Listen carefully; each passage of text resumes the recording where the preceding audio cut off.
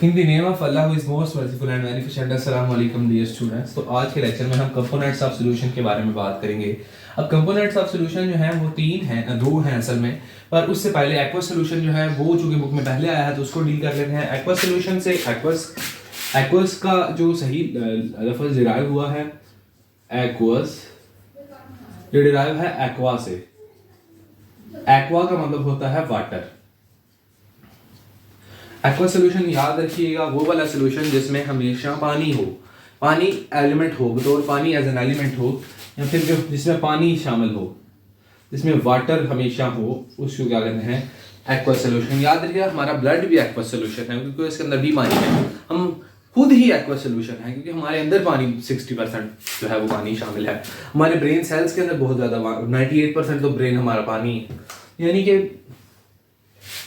पानी बहुत ज़रूरी और बहुत ज़्यादा इंपॉर्टेंट एलिमेंट है लाइफ के लिए। लाइफ को पॉसिबल करने के लिए water is the most important thing, बहुत इंपॉर्टेंट है वाटर। एक कमाल का मीडियम है वाटर जो है। उसका फार्मूला भी हम इसी साथ ही देखते चलते हैं। H2O होता है ऐसे, और यहाँ पर ये लोन पेयर होता है वाटर के अंदर, एंगल 104.5 डिग्री का होता है।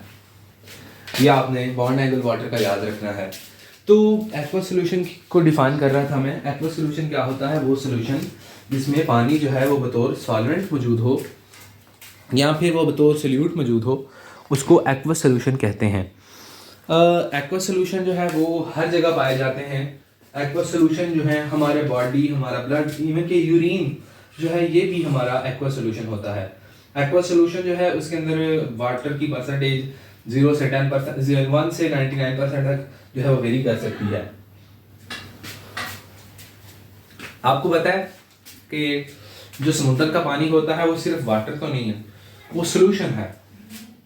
वाटर के अंदर डिफरेंट मिनरल्स और डिफरेंट सॉल्ट्स जो हैं वो सॉल्व हुए होते हैं।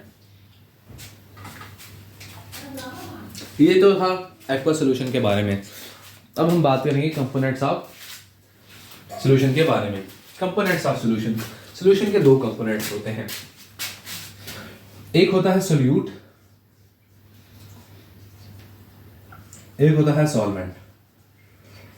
सोल्यूट वो चीज होती है जो सॉल्व होती है, और सॉल्वेंट वो चीज होती है जो सॉल्व करता है।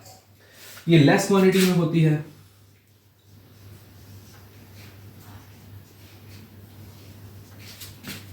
जबकि ये तो बल्क क्वांटिटी में होती है, यानी कि ज्यादा होती है। ये याद रखने वाली बातें हैं। फिर ये जो है सोल्यूट हमेशा ये सोल्यूट हमेशा सॉलिड भी हो सकता है, लिक्विड भी हो सकता है, गैस भी हो सकता है, आइदर स्टेट। और सेम इज द केस, ये भी आइदर स्टेट है। ठीक है। अब इसकी एग्जांपल देखें। अगर पानी, वाटर के और नमक के सॉल्यूशन को कहते हैं ब्राइन। ब्राइन में क्या होता है? नमक और पानी, NaCl यानी नमक और H2O पानी। तो सोल्यूट सॉल्यूशन में क्या होगा? NaCl, और इसमें क्या होगा? पानी। अगर आप चीनी में पानी मिक्स करते हैं, पानी में चीनी, तो फिर इधर चीनी C12H22O11 यानी ये चीनी का फार्मूला है। चीनी और साथ में इधर सॉल्वेंट क्या होगा जो सॉल्व करता है वो है H2O। वाटर के वो हमेशा यूनिवर्सल सॉल्वेंट कहते हैं। ये MCQ है, वाटर इज यूनिवर्सल सॉल्वेंट। ये हर एक चीज, मोस्टली हर एक चीज को सॉल्व कर लेता है, यूनिवर्सल सॉल्वेंट। वाटर हमेशा यूनिवर्सल सॉल्वेंट है, हर एक चीज को सॉल्व कर लेता है। वाटर किस किस को सॉल्व कर लेता है और किस किस को सॉल्व नहीं करता? आइए देखते हैं इस चीज को कि वाटर किस को सॉल्व करता है और किस को सॉल्व नहीं करता।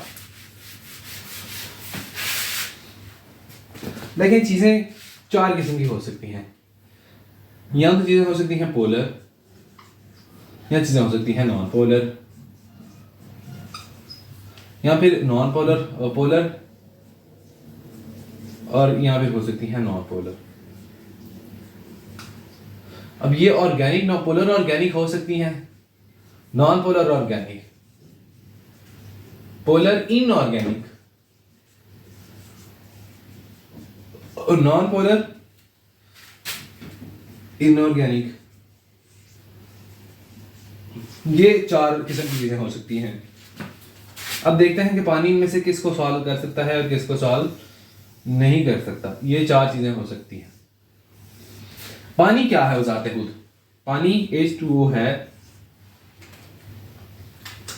Polar inorganic.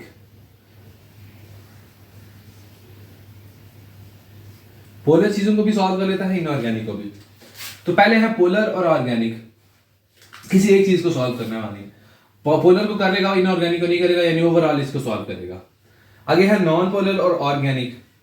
ना तो पानी पोलर है यानी इसको नहीं करेगा, इसमें पोलर आ गया है इसको सॉल्व करेगा। इनऑर्गेनिक है तो सारा का सारा। अब इसमें नॉन पोलर है लेकिन इनऑर्गेनिक की तरह आ गया है तो इसको भी सॉल्व करेगा। यानी पानी किसको नहीं सॉल्व कर सकता? नॉन पोलर ऑर्गेनिक को।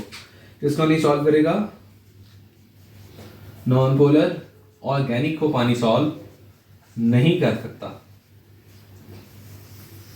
यानी नॉन पोलर ऑर्गेनिक को पानी सॉल्व नहीं करेगा, बाकी तमाम किस्म की चीज़ों को पानी सॉल्व कर लेगा। सोल्यूट, सॉल्वेंट, एक्वस सोल्यूशन की प्रॉपर्टीज़ और एक्वस सोल्यूशन के बारे में थोड़ी सी इलैबोरेशन हमने इस लेक्चर में देखी। फिर कंपोनेंट्स ऑफ सोल्यूशन के बारे में बात की। नेक्स्ट लेक्चर में हम टाइप्स ऑफ सोल्यूशन और सैचुरेशन ऑफ सोल्यूशन के बारे में बात करेंगे। नेक्स्ट लेक्चर जो है उसके अंदर टाइप्स ऑफ सोल्यूशन 9 जो टाइप्स ऑफ सोल्यूशन है उसकी डिफरेंट एग्जांपल्स को भी हम डील करेंगे। और इस लेक्चर के लिए इतना ही। अगले लेक्चर तक के लिए अल्लाह हाफिज़।